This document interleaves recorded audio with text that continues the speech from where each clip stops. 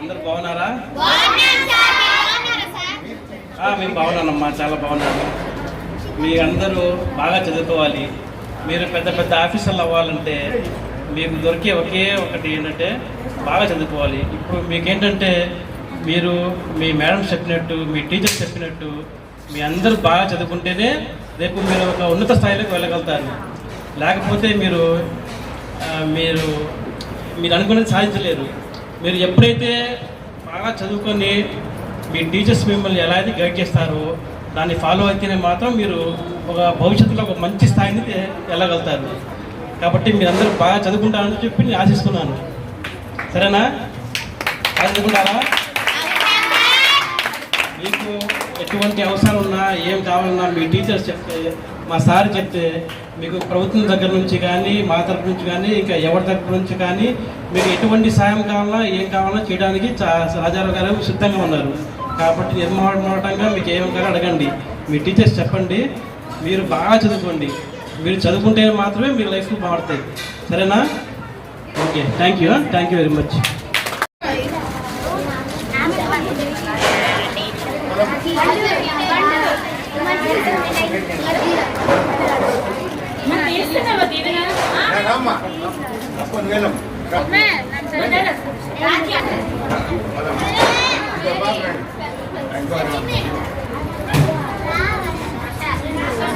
సౌమ్య లేగా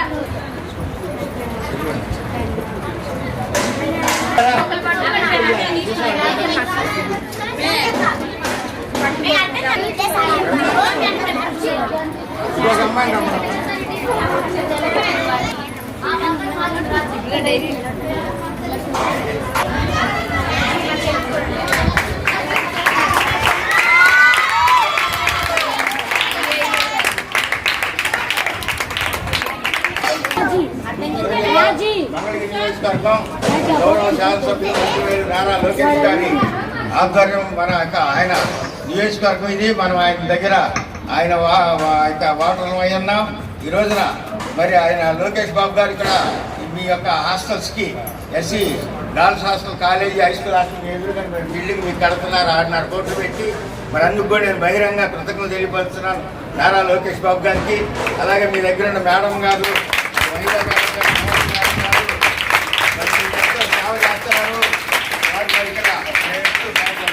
రాత్రి 8-9కి వచ్చిన వారు వస్తున్నారంటే మరి మీ మీద వారికి ఎంతో శ్రద్ధ ఉంది. మరి మీ అవసరాలు వారు గ్రహించి మీకు ఏ అవసరాలు, మనకి ఇక్కడ డిగ్రీ కాలేజీ పిల్లలు ఉన్నారు, బీఎస్సీ నర్సింగ్ చదివేవారు, మరి ఈ పేపర్ కట్టలతో అవసరమని మరి వైజాగ్ మేడం గారు కూడా చెప్పారు. ఇంకా మీ ప్లేట్లు, గ్లాసులు ఇంకా చాలా మీకు ఇంకే అవసరాలు ఉన్నాయి, అవి కూడా మీకు తప్పనిసరిగా మా హీర్ బాబు గారు ఇస్తారని చెప్పేసి నేను మీకు బహిరంగ విజ్ఞప్తి చేస్తాను. మరి మీరు మీ తాతగారు నేను స్నేహితులు, మరి మీ నాన్నగారు నేను స్నేహితులు, ఈయన కుమారుని నేను 4 తరాలు చూశాను. నేను 4 తరాలు చూశాను. దేవుని కృపను బట్టి, మీ అందరి ఆశీస్సులను బట్టి నేను హాస్టల్స్లో నేను 1987లో ఇక్కడ 125 మంది హాస్టల్ పిల్లలను చేర్చే ఇక్కడ అంటే 100కి దాటించి 125 మంది చేర్చాను. సంవత్సరం కూడా చెబుతున్నాను. 1985లో 95లో అట్లా ప్రతి సంవత్సరం నేను హాస్టల్ పిల్లలను కూడా గ్రామాలు తిరిగి, ఎందుకంటే మీ మీద నా శ్రద్ధ. మీరు ఇవాళ మీరు విద్యార్థులుగా ఉన్నారు, రేపు మీరు డాక్టర్లు, ఇంజనీర్లు, మరి పోలీస్ ఆఫీసర్లు, ఎస్పీలు, కలెక్టర్లు కావాల్సిన వాళ్ళు. ఇక్కడ ఈ హాస్టల్ చదివినాడు మంగళగిరి ప్రభుత్వ హాస్టల్ చదివిన చాలామంది కాలేజీ లెక్చరర్లుగా, డాక్టర్లుగా నాకు అప్పుడప్పుడు కనబడుతూ ఉంటారు. నాకు అదే ఆనందం, అదే సంతోషం. నేను ఇప్పుడు కూడా గ్రామాలకి, నాకు ఇప్పుడు 69 సంవత్సరాల వయసు వచ్చింది. ఈరోజు నేను ఇచ్చే సలహా ఏంటంటే, ఇక్కడ ప్రభుత్వ హాస్టల్లో మీకు ఇవాళ ఎన్నో సౌకర్యాలు ఉన్నాయి.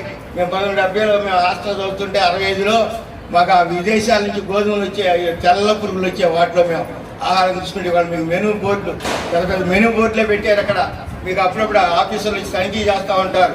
మీకు ఏ అవసరాలు ఉన్నా మరి మేడం గారు ఇద్దరు మీకు రాసుకొని ఉంటారు.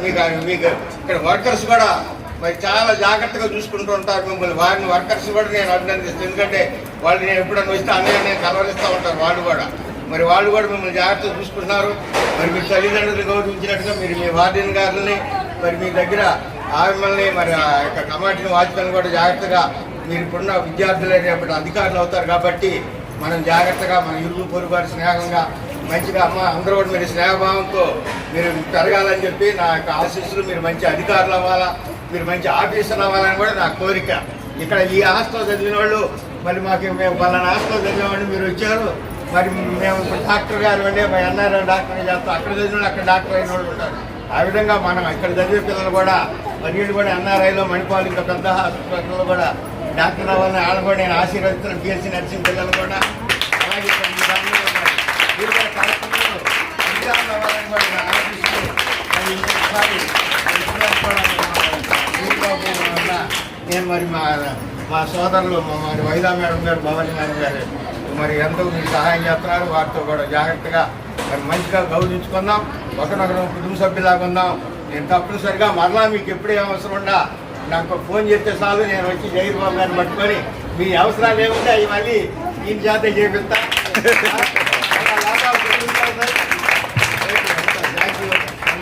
ధన్యవాదాలు.